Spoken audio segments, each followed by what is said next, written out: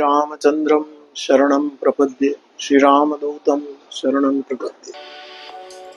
વિશ્વ પર્યાવરણ દિવસ પ્રસંગે પ્રસિદ્ધ આધ્યાત્મિક ગુરુ અને રામચરિત માનસના પ્રચારક પૂજ્ય મોરારી બાપુએ પર્યાવરણની સુરક્ષા અને તેને પુનઃસ્થાપિત કરવા માટે તાત્કાલિક અને સામૂહિક પ્રયાસો કરવાની જનતાને અપીલ કરી હતી. માનવ સ્વાસ્થ્ય અને કલ્યાણ માટે આ તત્વોના પારસ્પરિક સંબંધ ઉપર ધ્યાન આકર્ષિત કરતા તેમણે કહ્યું હતું કે બ્રહ્માંડમાં પંચ તત્વોને નુકસાન થવાથી મનુષ્ય પ્રભાવિત થાય છે. તેથી વૃક્ષારોપણ કરવું જરૂરી છે.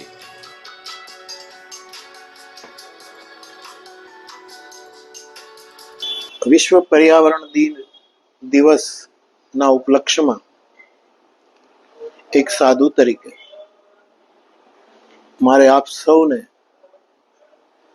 એક વિનય કરવો છે કે પૃથ્વી, જળ, વાયુ, આકાશ અને અગ્નિ આ પાંચેય તત્વોનું એટલું બધું શોષણ આપણે કર્યું છે આપણા સ્વાર્થ માટે, આપણી અજ્ઞાનતાને કારણે કે કોઈ પણ કારણ હોય, પરંતુ હદથી વધારે આપણે શોષણ કરી ચૂક્યા છીએ અને એનું પરિણામ આપણે બધા જ और આખી દુનિયા ભોગવી રહી છે.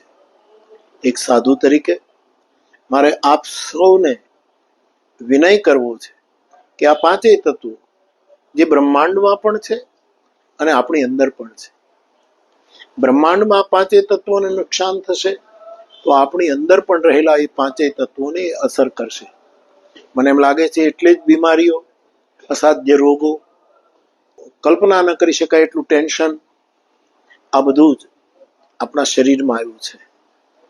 મારા ભાઈ બહેનો, એક એક વૃક્ષ વાવીને એ વૃક્ષનું સિંચાઈ, એનું રક્ષણ, એ બધી જ આપણે જવાબદારી લઈએ અને બાળક તરીકે એક એક વૃક્ષને આપણે ઉછેરીએ તો ફરી એક વખત આ પૃથ્વી સસ્ય શ્યામલા બની શકે. આ બહુ જ જરૂરી છે. આ ખૂબ જ સિરિયસ મેટર છે.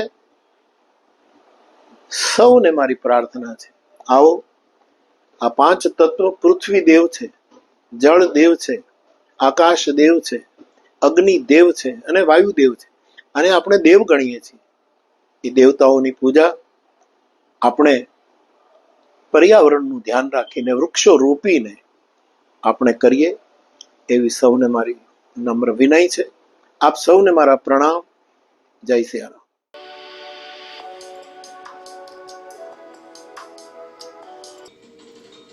Report by Ashwin Limbachiya, Bharat Mirror, Ahmedabad.